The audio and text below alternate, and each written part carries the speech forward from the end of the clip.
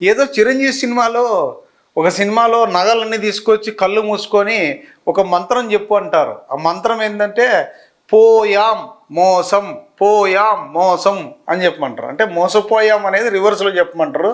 ఆ విధంగా పోయాం మోసం అంటూ నిన్న మన AP39 టీవీలో కూడా ఒక న్యూస్ పెట్టాం. పెట్రోల్ బంక్ ఇప్పిస్తామని మోసం చేశారని. వాళ్ళకున్న ల్యాండ్ కొంత అమ్మిచ్చి ఆ 61 లక్షలు కోటి రూపాయలు ఏదో వస్తే దాంట్లో పెట్రోల్ పంప్ ఇప్పిస్తానని చెప్పి ఏకంగా దానికి ఒక బ్లూ ప్రింట్ తీసుకొచ్చి ఇది స్కెచ్ అని ఏకంగా పూలు జల్లి ఆ స్కెచ్ చేసేసి అందరినీ పిలిపించి సుమారు 50,000 రూపాయలు ఖర్చు పెట్టించిన అంటే ప్రారంభోత్సవం చేస్తాము అంటూ ఆ ల్యాండ్లో భూమి పూజ చేసి దాన్ని కాస్త ఒక పేపర్లో వేయించి త్వరలో ప్రారంభోత్సవం చేస్తాము అని చెప్పేసి ప్రారంభోత్సవానికి ఇంత డబ్బులు, తర్వాత ఏ విధంగా తీసుకున్నాడు అనేది ఇక్కడ మనము పేపర్లో చూస్తే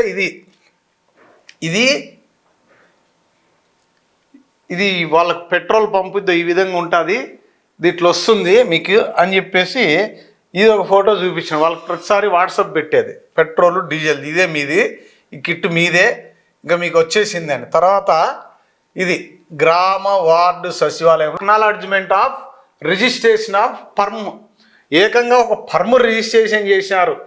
ఏమని? Registration of firm Anantapuram hereby acknowledgements that received of the ఏమిది సరి కనపడలేదు, ఇది by the section 58 Indian partnership act 1932.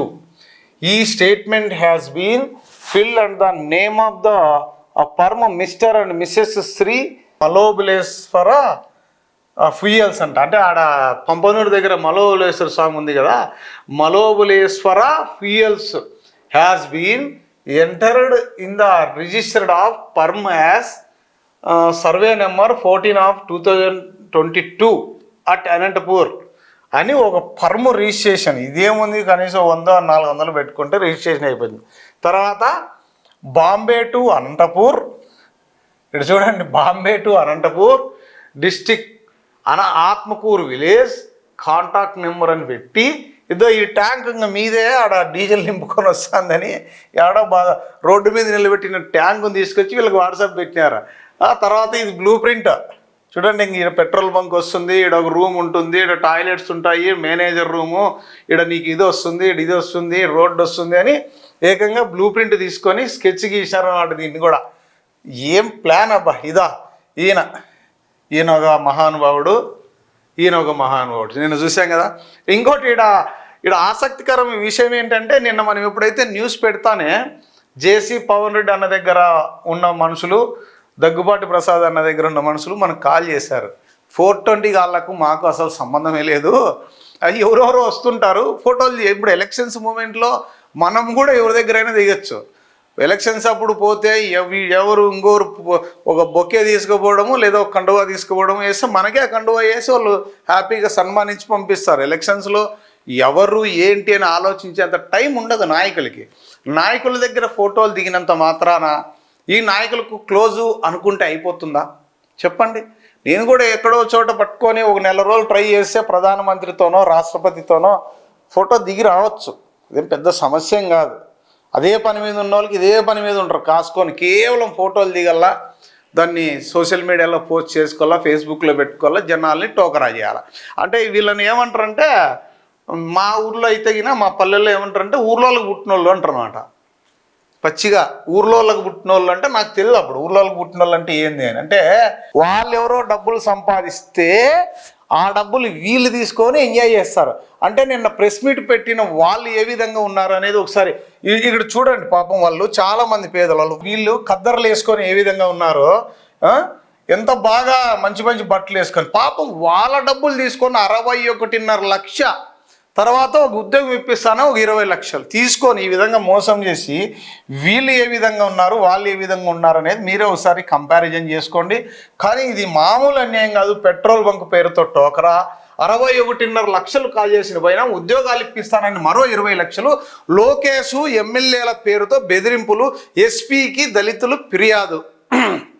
ఇక్కడ లోకేష్ బాబుకి కానీ జేసీ పవన్ కుమార్ రెడ్డికి కానీ దగ్గుబాటి ప్రసాద్ గారికి కావచ్చు, లేకపోతే పవన్ కళ్యాణ్ గారికి కావచ్చు, ఎవరికి ఎటువంటి సంబంధం లేదు. ఎందుకంటే సభల్లోనో ఎక్కడన్నా పుట్టినరోజుల్లోనో లేకపోతే మీటింగ్స్లోనో ఫోటోలు దిగుతుంటారు కామన్గా. ఎవరో రికమెండ్ చేస్తానా వీడు మనడు, వాళ్ళన్నీ చేసే తప్పులకి కేవలం ఫోటో దిగినంత మాత్రాన వారికి ఎటువంటి సంబంధం లేదు అని మన AP39 టీవీకి వాళ్ళే ఫోన్ చేసి చెప్తున్నారు, వీళ్ళకు మాకు సంబంధమే లేదు అసలు అని. ఇది గుర్తుపెట్టుకోవాలి. ఇక్కడికి వివరాల్లోకి వెళ్తే, మీ భూమిలో పెట్రోల్ బంకు పెడితే అద్భుతమైన లాభాలు వస్తాయని నమ్మించి 61.50 లక్షలు అంటే 61.5 లక్షలు టోకరా కొట్టాడు. పిల్లలకు ఉద్యోగాలు ఇప్పిస్తామని చెప్పి మరో 20 లక్షలు తీసేసుకున్నాడు. పెట్రోల్ పంపు లేదు, పిల్లలకు ఉద్యోగాలు లేవు. 4 ఏళ్ల నుంచి ఇలా కథలు చెప్పుకుంటూ వస్తుంటే నిలదీశారు. కానీ అతడు డబ్బు ఇవ్వలేదు, తనకు టీడీపీ నేతలు తెలుసని ఏం చేసుకుంటారో చేసుకోండి అంటూ బెదిరిస్తున్నాడు.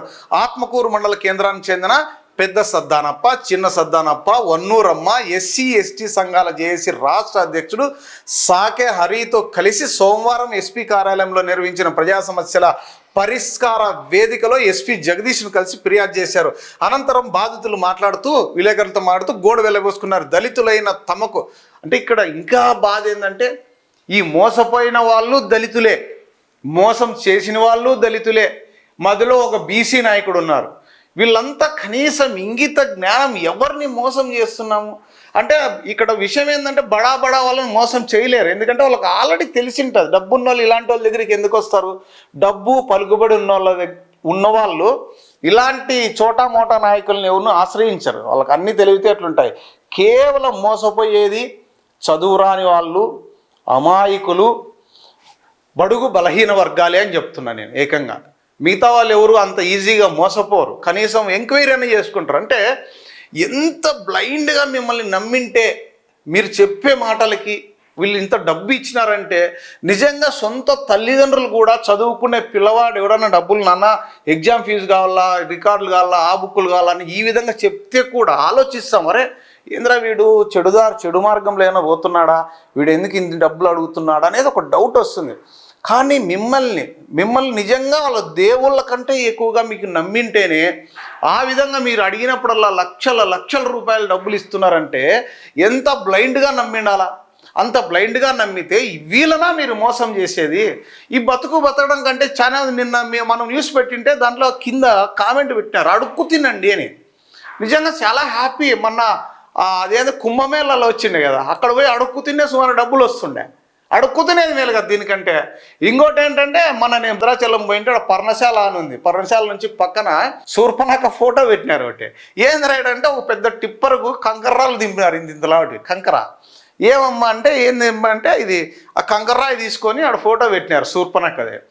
ఇట్లా పోయి ఆ రాయి తీసుకొని ఆమెకు బాగా కొట్టి ఇట్లా వెనక్కి చూడుకోకుండా రావాలంట. అంటే ఆ శూర్పణఖకు రాయితో వేసి వెనక్కి చూడుకోకుండా పోతే ఏదో మంచి జరుగుతుంది అనేది ఆడ ఒక మూఢనమ్మకమో ఇంకోటో జరుగుతోంది. ఆడ వచ్చిన వాళ్ళంతా కంకర తీసుకోవడము, రాయి కొట్టడము, వెళ్ళిపోవడము. ఇదేంద్రా ఇది వ్యాపారం బాగుంది, పెద్ద టిప్పర్ తోలినారు, మళ్ళీ ఆ రాళ్ళన్నీ తీసుకొచ్చి దీంట్లోకి వేస్తారు. ఇట్లా మోసం చేసిన వాళ్ళను చట్టాలు, న్యాయస్థానాలు ఇవన్నీ ఏం చేయలేవు అనిపిస్తుంది. ఇలాంటివి చూసినప్పుడు మనం కూడా ఏం చేయాలంటే, ఆ శూర్పణఖ ఫోటోకు నాకు అదే అనిపించింది, ఇలాంటి తప్పుడు వెధవేషాలు వేసే మనుషుల్ని నిలబెట్టి ఒక టిప్పర్ కంకర తీసుకొచ్చి బాగా ఇంతలా ఉన్నాయి అవి, దాన్ని ఏమంటారో మరి 10 mm 20 mm ఏమంటారో నాకు తెలియదు, కానీ ఇట్లున్నాయి రాళ్ళు, బాగా పెద్ద కంకర అంటారే అది. ఆ రాళ్ళు తీసుకొని ఆ శూర్పణఖను గాలి కొట్టాల్సింది.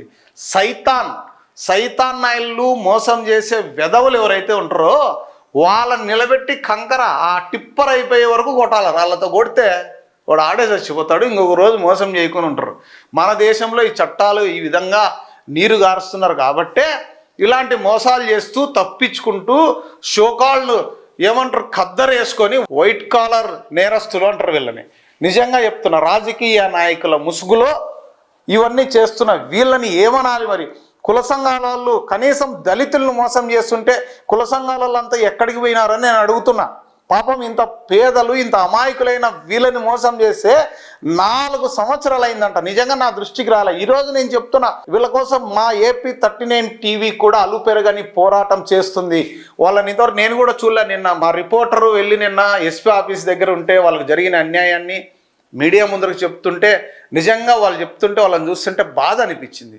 ఏంట్రా ఇలాంటి సమాజంలో బతుకుతున్నామా మనము అని. ఏంటి అన్యాయం చూడు. 5 ఎకరాల భూమిలో పెట్రోల్ పంపు ఏర్పాటు చేయిస్తామని చెప్పి అనంతపురానికి చెందిన పడమల నాగేంద్ర అనే వ్యక్తి నమ్మించి 61.5 లక్షలు తీసుకున్నాడని ఆరోపించారు. ఫేక్ పర్ముతో పెట్రోల్ ట్యాంకులు, పెట్రోల్ పంపు పనిచేసే యంత్రాలను చూపించి డబ్బు విడతల వారీగా వసూలు చేశాడని వాపోయారు. తమ పిల్లలకు ఉద్యోగాలు ఇప్పిస్తామని 3 నుంచి మరో 21 లక్షలు తీసుకున్నాడని వివరించారు. 2021లో ఈ డబ్బులు తీసుకున్నాడని తెలిపారు. డబ్బు ఇవ్వమని అడిగితే, అంటే వెనక్కి ఇవ్వమని అడిగితే చంపడానికి ప్రయత్నించామని తమపైనే నాగేంద్ర అనంతపురం 4వ పట్టణ పోలీస్ స్టేషన్లో కేసు నమోదు చేయించారని వాపోయారు. నిజంగా ఈ కేసు పెట్టేదన్నా చంపితే డబ్బులు రావు, చంపకూడదు. అన్నీ ఏమంటారు జలగలు అవన్నీ ఏవో వేస్తుంటారు కదా, పాములు అన్నీ బాగా మంచి లూజ్ ప్యాంట్లు అంగీలు కుట్టించేసి దాంట్లోకి వేసేయాలన్నమాట. చనిపో కళ్ళ ముందర చూడాలా ఎలా ఉంటుంది నరకం అనేది. మానవ హక్కుల సంఘం పేరుతో కేసు పెట్టడం కాగా మానవ హక్కుల సంఘం పేరుతో భయపెడుతున్నాడని తెలిపారు. మనుషుల్నే పీక్కుతూనే గద్దల్లాగా ఉండి అదేదో శ్రీశ్రీ చెప్తా చూడు కవిత, వెనక దగ ముందు దగ కుడి వెనకల దగ మనది ఒక బతుకేనా కుక్కల వలె నక్కల వలె పందుల వలె రాబందుల వలె అని రాబందులన్న పీక్కుతుంటారు. అంతకంటే వరెస్ట్గా ఉంది ఇక్కడ. అయ్యరే మళ్ళా చెప్తూ మానవ హక్కుల సంఘం అంట. ఎవరు ఏ మానవుల్ని కాపాడినా స్వామి, ఇన్ని అన్యాయాలు జరుగుతుంటే ఎక్కడ పోయినారు మానవ హక్కుల సంఘం? మానవ హక్కుల సంఘం పతోడు పేరు పెట్టుకునేది మానవ సంఘం. అరే ఈ కార్లకు చూసినాను ఇంత నెంబర్ ప్లేట్లు పెట్టుకొని వెనకలా ముందర ఏందో రాష్ట్రపతి కూడా అంతలా పెట్టుకుంటారు బోర్డులో.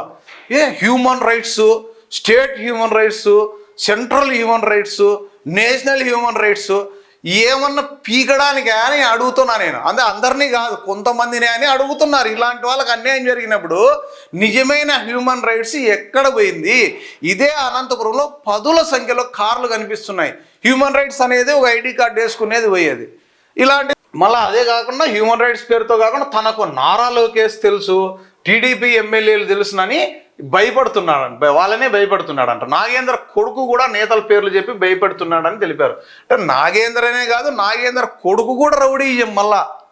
అంటే ఎక్కడికి పోతున్నా అంటే ఈ విధంగా మోసం చేసే వాళ్ళని ఏమనాలి? ఇప్పటికైనా ఇటువంటి వాళ్ళకు న్యాయం జరిగేలా చూడాలి. ఇలా ఎవరినైనా మోసం చేసిన వ్యక్తుల్ని ప్రతి చోట ఫోటోలు ఫ్లెక్సీలు కట్టి ఫోటోలు పెట్టాలా. వీళ్ళు మోసగాళ్ళు, వీళ్ళని సమాజం నుంచి వెలివేయండి, వీళ్ళతో ఎవరు మాట్లాడకూడదు, ఏ సహాయము చేయకూడదు అని ఈ విధంగా చేస్తే ఇంకొకడు ఈ విధంగా చేయడానికి భయపడతాడు.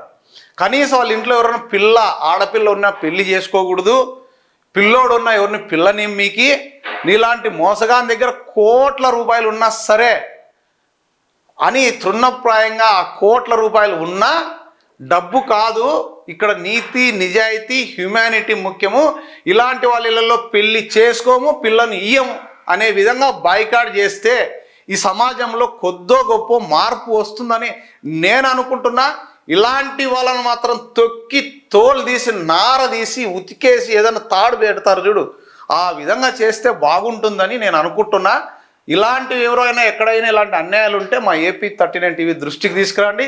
ఖచ్చితంగా న్యాయంగానే చట్ట ప్రకారమే పోరాడతాం. ఇందాక మాట్లాడిన ఆవేశంలో అంటే ఆ విధంగా ఉంటే బాగుంటుందనేది ఒక సలహా మాత్రమే, కానీ చట్టాన్ని చేతిలోకి తీసుకోకూడదు. చట్ట ప్రకారమే ఎవరైతే మోసం చేసినారో వాళ్ళకి శిక్ష పడేలా చేసి వీరి డబ్బులు ఒక 61.5 లక్ష ప్లస్ 21 లక్షలు దాదాపు 81.5 లక్ష, వీళ్ళకి 82.5 లక్ష రూపాయలు వీళ్ళకి వెనక్కి వచ్చేటట్లుగా, దానికి వడ్డీ కూడా వచ్చేటట్టుగా ప్రయత్నం చేయాలి. అందులో మేము కూడా ఈ ప్రయత్నంలో భాగంగా మేము కూడా కలిసి వస్తామని ఈ సందర్భంగా తెలియజేస్తున్నాను.